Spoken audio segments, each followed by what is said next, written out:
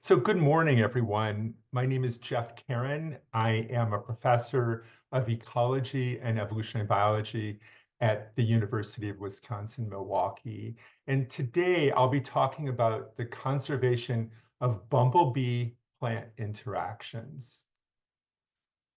As bumblebees forage for pollen and for nectar, they're also providing a critical ecosystem resource, a critical ecosystem service by pollinating our native plants.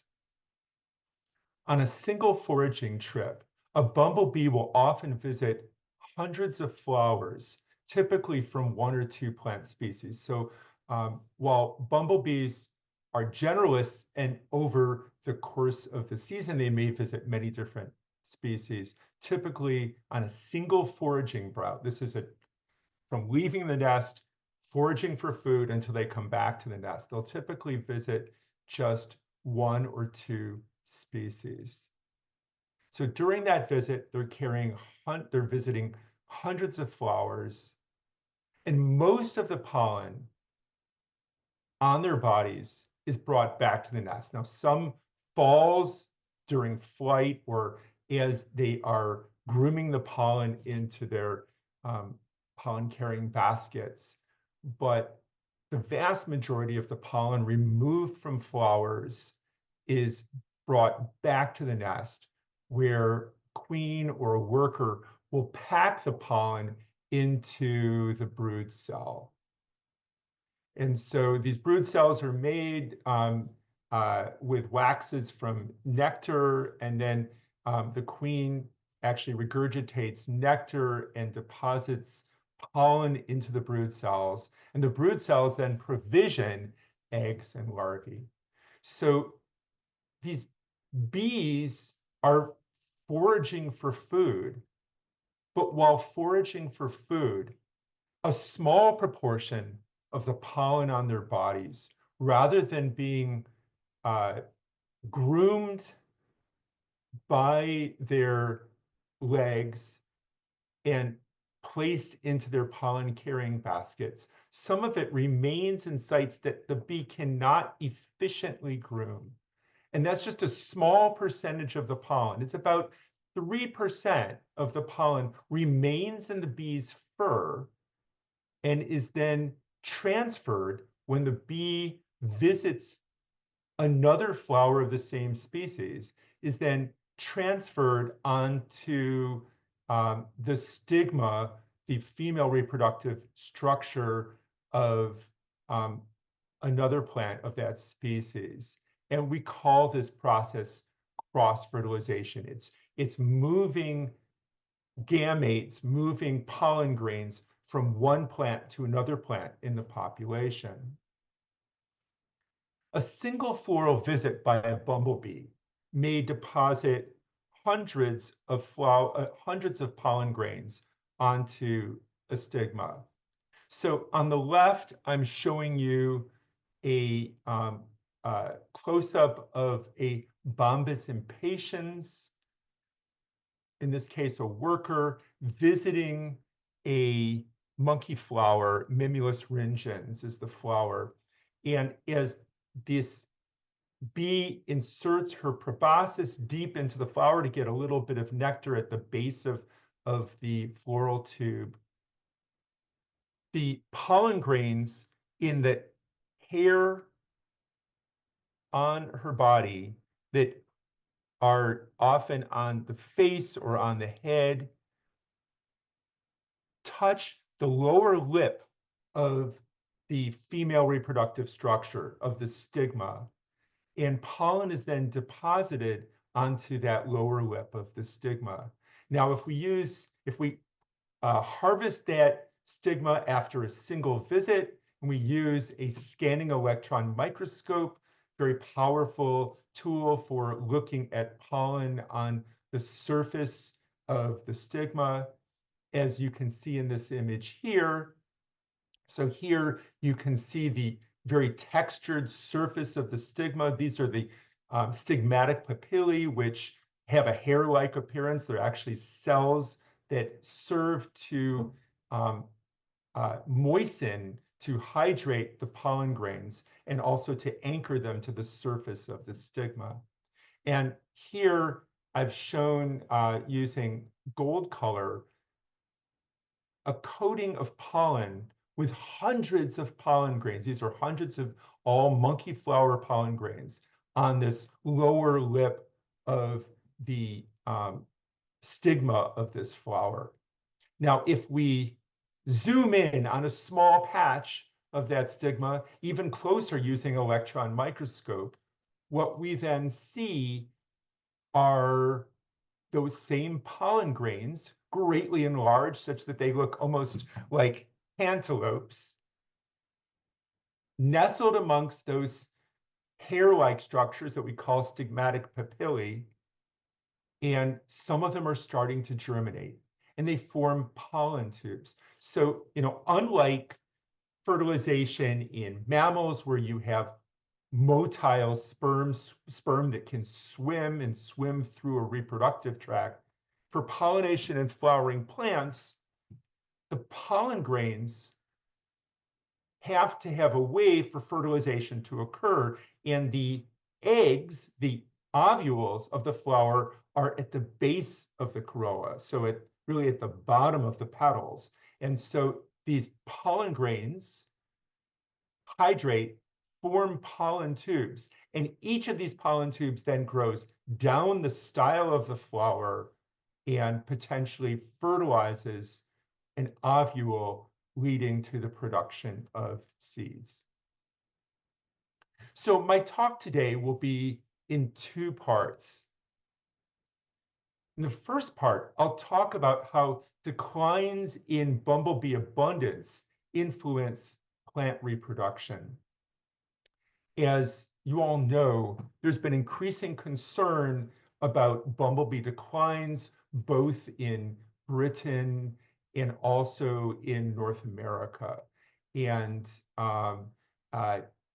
here in North America, one of the landmark papers that really highlighted the extent of bumblebee declines was a paper by Sydney Cameron and her colleagues published in the Proceedings of the National Academy of Sciences in 2011, entitled Patterns of Widespread Decline in North American Bumblebee Species. So I'll be talking about some of the causes of bumblebee decline and then the implications for our flowering plant populations and for flowering plant reproductive success. And then in the second part of my talk, I'll talk about why certain flowering plant species are especially vulnerable to declines in bumblebee abundance. And in particular, I'll talk about a species that my research team has worked extensively on, which is shooting star, and why this particular species is really at tremendous risk associated with future pollinator declines. So Leif Richardson, now at the Xerces Society, published a fascinating paper in 2018 where he showed changes in the relative abundance of bumblebee species in the state of Vermont. So what he did is he utilized historical data. So this would be museum records of specimens from the period 1915 collected until 1999, showing the relative abundance of species in Vermont, and compared that with modern collections. These are collections between 2000 and 2014. And you can see precipitous declines of species such as, shown with a blue arrow, such as Bombus fervidus, also Bombus affinis, which in fact went extinct in Vermont. It has not been observed in the state of Vermont, of course, for 25 years. Also, Bombus turricula has precipitously declined, and Bombus pennsylvanicus. And so you've got species that have plummeted in relative abundance. But note that there are species shown with the red boxes, which actually have increased in relative abundance. Bombus impatiens, Bombus vagans, Bombus ternarius, and Bombus bimaculatus. And so in a little bit, I'll be talking about, are these species just increasing because if you have fewer species, then they make up a larger proportion of all the species, so their relative abundance increases? Or alternatively, are they actually increasing in absolute abundance? So we'll get to that shortly. And over on the right is a photo of Bombus affinis, the rusty patch bumblebee, which again has not been observed in Vermont for 25 years. So these are data that my team collected at the University of Wisconsin-Milwaukee Field Station, which is located in Saukville, Wisconsin, about 30 miles northwest of Milwaukee. And my team for many years has been studying the reproductive biology of monkey flower by all the native bumblebee species that visit monkey flower at this site. And we began this work actually in the late 90s and started collecting data on the proportion of visits by 4 different bumblebee species to this species. So all of these data were collected at a single site. This was not a census of all the bumblebee species at this locality, but just those that were visiting this particular species. And we saw some very interesting trends. So early in our work, far and away the most prevalent species that visited monkey flower was Bombus fervidus, the yellow bumblebee pictured on the right. Some people also call it the great northern bumblebee. And Bombus fervidus was far and away the most common visitor in the late 90s at our sites, 2000 and 2002. And in fact, since much of my research focuses on sort of the ecology of pollen transport, for much of our early work, we were just sort of thinking, well, Bombus fervidus is the most prevalent pollinator, and a lot of what we're learning about pollen transport is involving the species. But remarkably, by 2006, Bombus fervidus was no longer observable at our field site. What's more, during the years 2006, 2007, and 2008, no Bombus fervidus was documented in the entire state of Wisconsin. So I'm not saying it went actually extinct in the state of Wisconsin, but there was not a single collection or observation of this species during that 3-year period. So a precipitous decline of what was the most prevalent species during that time. Now, again, if we look at relative abundance, we did get visits to monkey flower. We saw a marked increase in Bombus impatiens. We saw subsequently an increase in Bombus vagans. So Bombus fervidus is present in the state of Wisconsin, and today at our field sites for Mimulus rengens, it represents about 20% of all the visits. What the data that I showed you for Vermont and showed you for Milwaukee really highlights is that we can see declines in relative abundance of some species, but we also see the potential for increases in the relative abundance of species. And so let's talk for a moment about some of the hypothesized cause of bumblebee range and population decline. And there's a very nice review of this published by Sidney Cameron and Ben Saad in the Annual Review of Entomology in 2020. There are 5 hypothesized causes of bumblebee range and population decline. These are not mutually exclusive, and so it's likely that many of these factors are playing a role in the decline of each of the species. One critically important one is habitat fragmentation, habitat loss, loss of floral resources. Another one, of course, that you all know about is pesticide overuse, um, neonics in particular being devastating to bumblebee um, populations. Another concern is pathogen spillover from commercially reared bees. Here in North America, Bombus impatiens is raised year-round in hothouses at extremely high densities that often leads to very high levels of um, pathogens in these populations. And in the summertime, these bees escape and transfer these pathogens to um, natural populations, not just of Bombus impatiens, but of many other species. And the decline of several species has been associated with pathogen spillover. Another concern is the introduction of non-native bee species. Um, of course, the European honeybee, which is a very aggressive non-native species introduced to North America, cultivated in North America, is actually implicated with the decline of many of our native bee species, especially some of our solitary bee species.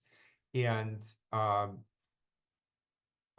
but there have been introductions of non-native bumblebees. For example, a Bombus terrestris was introduced to South America and caused the native, very large bumblebee native to South America, which is actually the largest bumblebee species on the planet, to its populations have plummeted as Bombus terrestris has actually outcompeted them. So again, another concern is introductions of non-native bee species. And finally, another concern is climate change. And I'll talk more about climate change towards the end of my talk. So as some bumblebee species decline, I've pointed out that others are increasing in relative abundance. They represent an increased proportion of all bumblebee observations. But what we know very little about is whether the changes that we see in relative abundance are a reflection of changes in absolute abundance of these species. When you see descriptions of the biology of bumblebees in North America, they often highlight species that are have undergone tremendous decline. Rusty patch is a great example. But you'll often see statements like, these species are stable or are not of concern. And so, yes, it's true that they may not be as in immediate peril as, say, rusty patch and some other Bombus occidentalis and other species that have really plummeted. But what we don't know about these common species yet is whether they're actually increasing in local density, whether they're maintaining the same local density as they did historically, or whether they're declining in local density.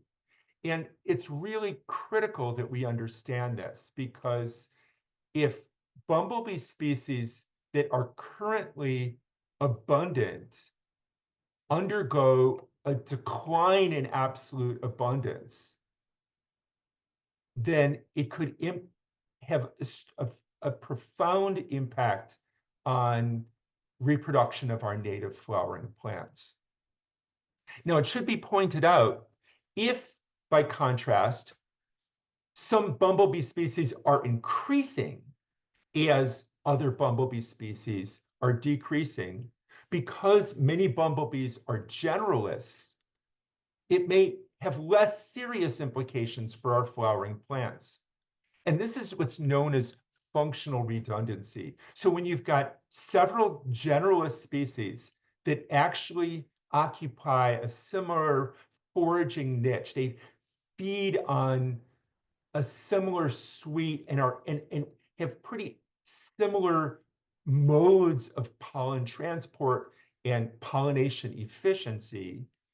If the decline of one species is being balanced by increases of another species, then there may be less severe implications in terms of reproduction of our native plants. So functional redundancy in pollination services is where multiple pollinator species in an ecosystem may provide similar ecological functions, lessening the importance of a single species. Now, I want to underscore, this is not to say we shouldn't worry about species that are in decline, but the basic question of, are all bumblebee species declining, or are some actually increasing, is a really important one that unfortunately we do not yet have a handle on. But the data that are being collected right now over the last several years by the Xerces Society will provide critical baseline data needed to document future changes in absolute abundance. So the Xerces Society has the Bumblebee Atlas survey, and I've posted here data from the Xerces Society Bumblebee Atlas website for the state of Minnesota. So for each of the bumblebee species, they report the number of bees that are encountered. And they collect the data in such a way, noting for a given observer for a certain amount of observation time, noting floral density. They then look at how many bees they see visiting. And if we then have similar data 10 years from now, 20 years from now, we'll be able to really document whether absolute abundance is increasing for some species, staying the same, or declining.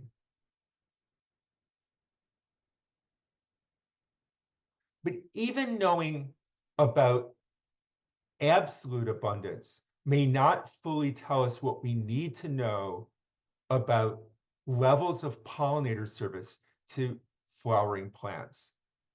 So as you recall, bumblebees are foraging for their own food. And most of the pollen removed from flowers is being brought to the nest. Only a tiny fraction, just 3%, is actually being transported to other plants in the population. And so one of the critical things we need to know is whether visitation rates to individual flowers of focal species is declining over time. So, it could be, yes, sure, we're seeing these bumblebees foraging, but the flowers are getting a fraction of the visits that they received historically.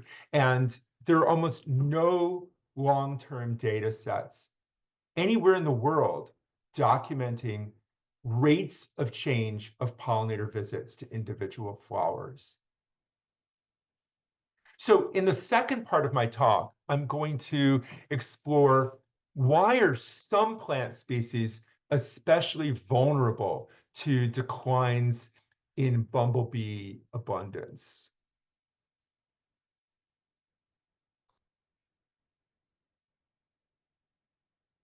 So some flowering plants receive inadequate pollination services. And the term that we use for this is pollen limitation. So pollen limitation, where the reproduction of the plant, the sexual reproduction of the plant, is actually constrained by a lack of sufficient pollination services by pollinators, right? So, 85% of all flowering plants are animal pollinated. They depend on animals rather than wind for pollination services. If the rates of visitation by animals are not sufficient, then these plants may not be producing adequate numbers of seeds. So pollination can be measured, pollen limitation can be measured experimentally in the field by applying supplemental pollen to the female reproductive structures of these flowers. So you can literally put pollen on flowers that have also been potentially visited by pollinators and compare seed production for those flowers, your experimental treatment, with a control set of flowers that did not get supplemental pollen. If seed production increases following pollen addition, then the plants are pollen limited. So researchers have extensively quantified this for flowering plants all over the planet. And there have been close to 3,000 studies of pollen limitation that have been performed. So this frequency histogram that I'm showing you here categorizes the magnitude of pollen limitation. On the y-axis are the number of species. So when you see values up here, there are lots of species that have a particular level of pollen limitation. And we can broadly put pollen limitation into three categories. So of these 3,000 studies, about 40% of them show no pollen limitation at all. So these are flowering plants that get more than adequate pollination services by usually native bees. Then we see a very large proportion of species, probably another 40 to 45% of flowering plants that have weak or low pollen limitation. These are species that you can actually measure an increase in seed production when you add pollen, but it's just a small percentage, 10, 20, 30%. But then there's a subset of plants which their reproductive success is largely limited by how much pollen they get. And they get so little pollen that they make surprisingly few seeds. And these are the plants that have high pollen limitation. And one of the most striking examples of a species that has pollen limitation is shooting star. So shooting star, also known as Primula media, and it was previously called Dodecatheon media. Shooting star has an exceptionally high level of pollen limitation, and we'll talk in a little bit about my research team's studies of pollen limitation and its causes in this species. So a little bit about the natural history of shooting star. So shooting star is a spring blooming wildflower that's native to wet prairies of Central and Eastern North America. This species is buzz pollinated, and the flowers make copious amounts of tiny pollen grains, but they are nectarless. It makes no nectar at all. So what is buzz pollination? Buzz pollination is where bees vibrate flowers to collect the pollen. So here you can see a bumblebee who has latched her middle legs onto the corolla. And this structure here are very swollen anthers. You can also see it here. So this particular plant, Primula media, has these very large swollen anthers, and the bee then violently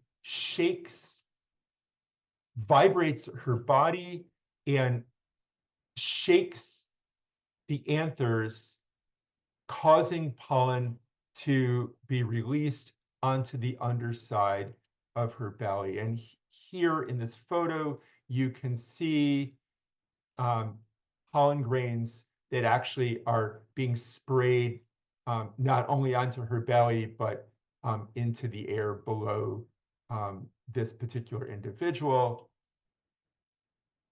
So when a bumblebee buzzes a flower, she's actually vibrating her indirect flight muscles at about 300 times per second. So here you can see this bumblebee holding the petals with her middle legs, and she is actually biting the anther cone with her mandibles, and her entire body is shaking about 300 times a second. And as this happens, the tiny pollen grains, so Primula media pollen grains are some of the smallest pollen grains known to man. This is actually typical for most buzz pollinated species, extremely small pollen grains, just about 8 to 10 microns in size. And there are roughly 1 million pollen grains in these large swollen anthers, and they're shaking violently inside the anther cone. But the anther cone has openings largely at the base of the 5 fused anthers together, but sometimes between these slits. And so as she's violently shaking her flight muscles and shaking the anther cone, the pollen grains become excited and literally physically shoot out of the anther cone. The best analogy I can use for this, if you ever use one of those old-fashioned electric popcorn makers, the kind where you used to put a little oil and some popcorn in, and then it would heat up, and then the popcorn would come shooting out of the electric popcorn maker, but you'd be starting with kernels, and then eventually the popped grains would shoot out. So they're shooting out into your bowl because they're excited. And so there's all of this physical shaking that leads to this explosion of pollen onto the underside of the bee. It's literally showers of pollen, huge quantities of pollen being deposited onto the underside of the bee. So here, what I've done is I wanted to give you a sense of the size of the anther cone. So one of the characteristics we see of buzz-pollinated flowers is they tend to be pendant, so they hang down. The buzz-pollinated family that you'll know very well is the tomato family. So all members of the tomato family are buzz-pollinated. So think about tomato flowers or peppers or potatoes. One of the characteristics of all these species is they have these pendant flowers. They're all buzz-pollinated.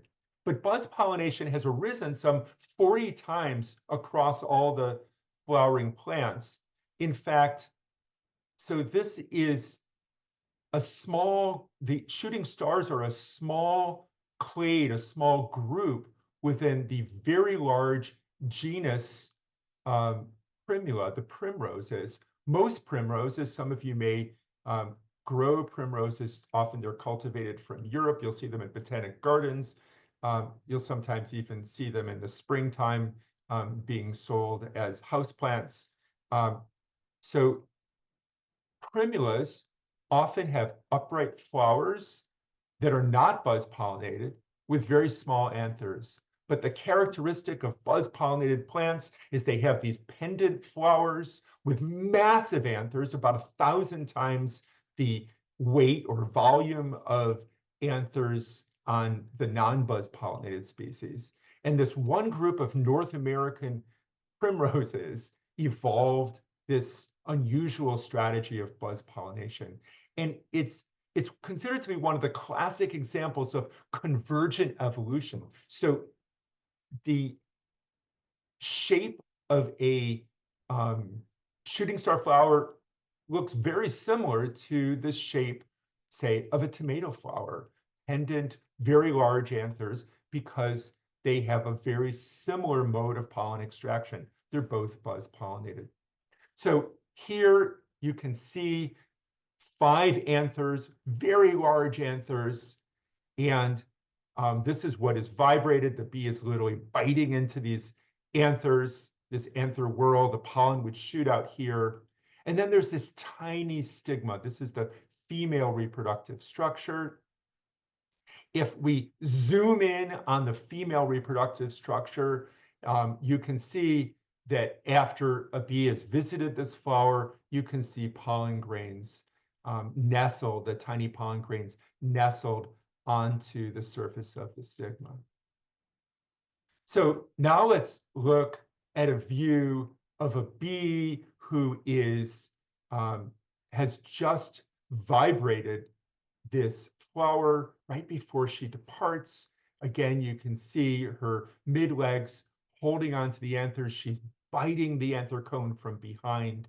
And pollen is deposited all across the underside of the bee. And then as she grooms, the pollen is then put into the pollen baskets. Here you can see fresh pollen that she has not yet groomed and put into pollen baskets. So I wanted to be sure to mention that all the research I'm describing today is a collaborative effort involving a research team, in particular, Katrina Degenhard, who's a PhD student in my lab group, and Dr. Randy Mitchell, who's a distinguished professor at the University of Akron. And we conduct our research at Milwaukee Prairie State Natural Area. This exceptionally high quality, large remnant wet mesic or tall grass prairie is one of the finest wet mesic prairies that remains in the upper Midwest. This is a national natural landmark. It received that federal designation back in 1971. It is over 400 acres in size, of which 200 acres are, or perhaps more than 200 acres are wet mesic tallgrass prairie. This site has never been plowed, and we have photos dating back to 1964 and others from early 1970s, and it looks largely unchanged from photos 60 years ago. But we also have written descriptions of this site dating back more than 100 years. And one of the things that has been described going back 100 years are the vast expanses of shooting stars. The numbers of shooting stars are in the tens, perhaps hundreds of thousands of shooting star plants. This is often considered to be perhaps the largest population of Primula media, this particular species of shooting star in all of North America. And I should be sure to mention the conservation partners. This property is owned by the Wisconsin Department of Natural Resources, which received the property from generous donations of landowners to the Nature Conservancy, and then the Nature Conservancy deeded over this property to the Wisconsin Department of Natural Resources. And the remarkable care of this property is long-term efforts, a partnership between the Milwaukee Prairie Preservation Fund, landowners, neighbors who raised funds to not only have the foresight to protect this remarkable undisturbed prairie, but also to provide regular management. This site is, each half of the prairie is burned every year, and they've done a phenomenal job at removing invasives, in particular removing glossy buckthorn, which is why this site looks largely unchanged since 60 years ago. Just to give you a sense of this site changes markedly throughout the season. Here's a view in May, shooting star. Here's a view in June of Ohio spiderwort. Here's a view in August of blazing star. There's just incredible diversity. There's more than 400 native species of flowering plants. So across our field site, some 95% of visits are by queens of 4 bumblebee species: Bombus impatiens, Bombus griseaculus, Bombus fervidus, Bombus bimaculatus. But we also get occasional visits of small green sweat bees. And I would be remiss if I didn't give a shout out to the small green sweat bees, especially after hearing Heather's fantastic talk. So just to give you a sense of the relative size of these sweat bees in the genus Argochoropsis and Argochorella. Here is a bumblebee queen. This is Bimaculatus.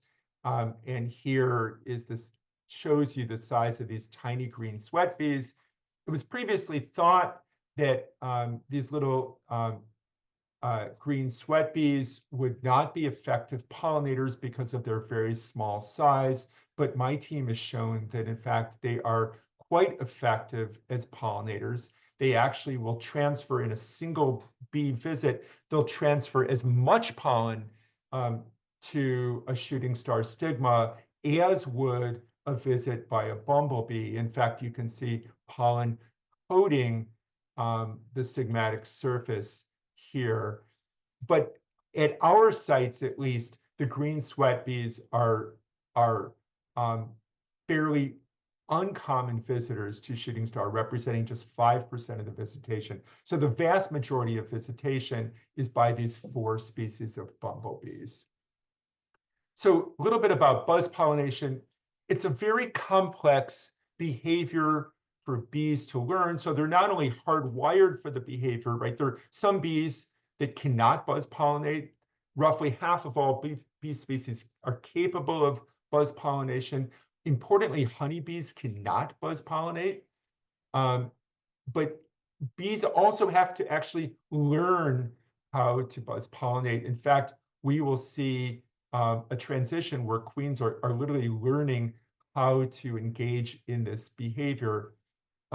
Buzz pollination is not only a complex behavior to learn, but it also uses a tremendous amount of the bee's energy. Buzz pollination actually requires more energy than flight.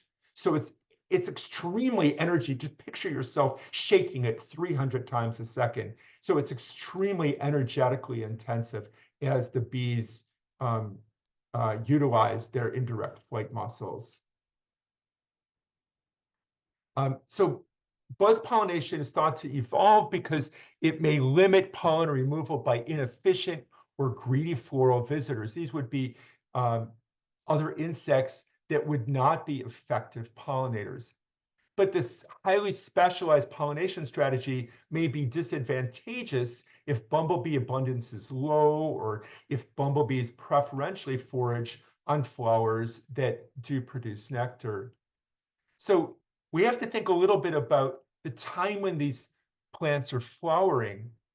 And just to quickly refresh your memory about the life cycle of bumblebees. So, bumblebees in fall, they'll mate. So here you have a male inseminating a new queen. And then the queen overwinters. In the spring, she's nest foraging. And then by late spring, the queen is provisioning her honey pots and then laying her brood. And then in the summer is the period of colony development when this becomes the social phase of bumblebees. But in early spring, when bumblebee queens are emerging from hibernation, they're mostly foraging for nectar. So what they need to do is to find nectar so that they can start making the wax that makes their honey pots. When the bees emerge, these queens emerge in its cold temperatures. For bumblebees to fly, they actually have to raise their body temperature through, you know, by um, flexing their muscles. They actually have to raise their body temperature until they're able to fly. That uses a lot of energy. Then they're foraging for nectar so they can start making their um, provisioning their nest. But before they can do that, they have to find nests. So they're looking for abandoned rodent burrows. And so these queens are searching for rodent burrows, and they're cold. Some days it's cold and rainy. The bees are constantly on the move. If you've ever seen their erratic flights, they're looking for suitable sites to make their nests. And then they're only foraging for nectar. So some species, such as um, Primula media, shooting star, make no nectar. So bumblebees, when shooting star begins flowering, bumblebees don't visit shooting star because it only makes pollen and the bees need nectar. They need that quick energy of all the sugars in the nectar to fuel their flight and then to collect the nectar, which they regurgitate to start making the waxes to make their honey pots. So bumblebees instead, such as this Bombus fervidus shown here, visit nectar-rich Pedicularis canadensis, the Canadian wood betony. And so Katrina Degenhart looked at the question of whether shooting star receives adequate pollination. And in fact, no, this species does not. So if we compare natural pollination with the pollen addition experiment, so you've either got just flowers that only got natural levels of pollination or flowers that receive supplemental pollination, and we look at the number of seeds per fruit, we see a marked, significant increase in the number of seeds per fruit. Interestingly, nearly every shooting star flower will make fruits, but if you open them up, you'll find they often have only a few seeds inside.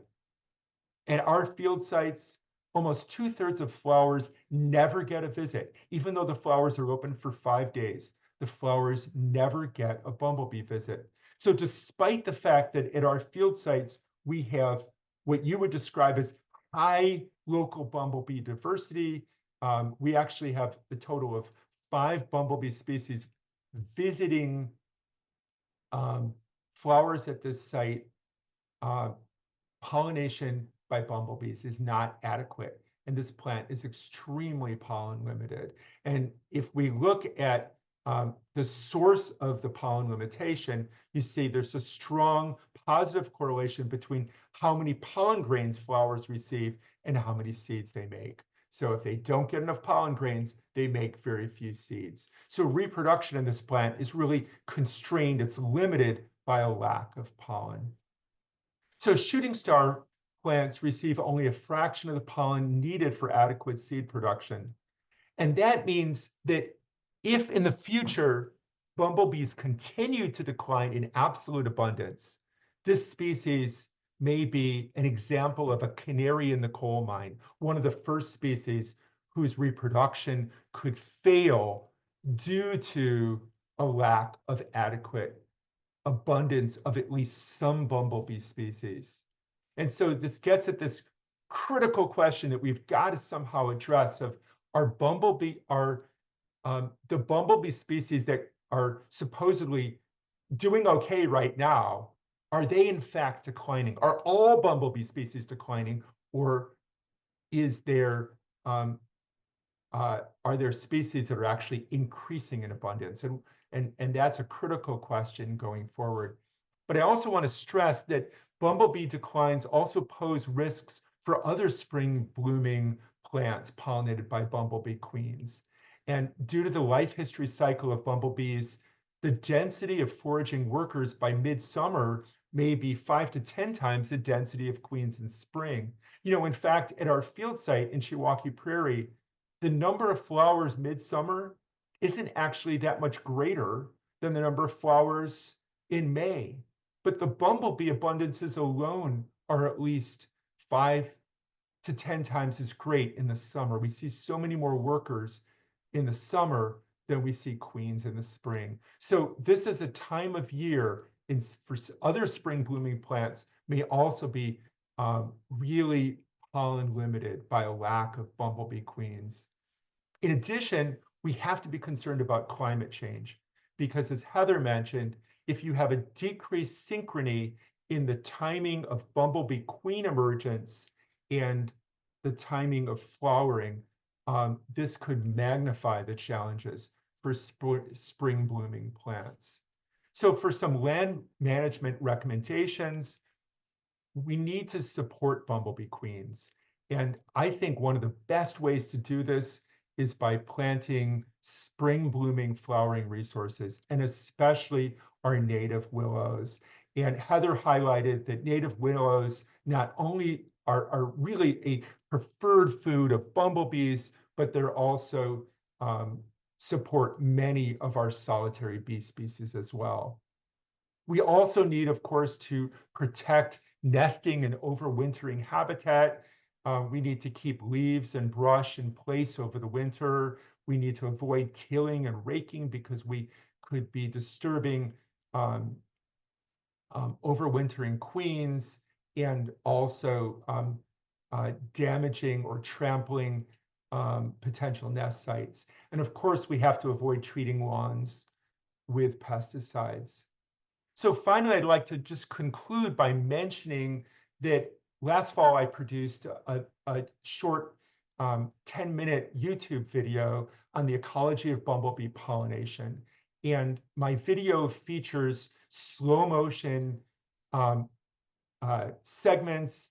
All of this was filmed at 1/4 to 1/8 normal speed. So this is high-speed videography that then allows me to play it back at 1/4 to 1/8 normal speed, which gives you just an unprecedented view of bumblebee flight, bumblebee mating. Here you actually have a menage a trois where you have a queen and you have a male Bombus impatiens and another male trying to get in on the act. I show very detailed grooming of pollen on the bodies of these bees, and I show buzz pollination and how it occurs. So I encourage you to look at this video, and if anyone has questions, feel free to email me with questions either about pollination ecology or about pollinator photography. And finally, I'll just say, it's a follow-up to the question that Lori asked of Heather about cameras. So especially for video work, but I think also for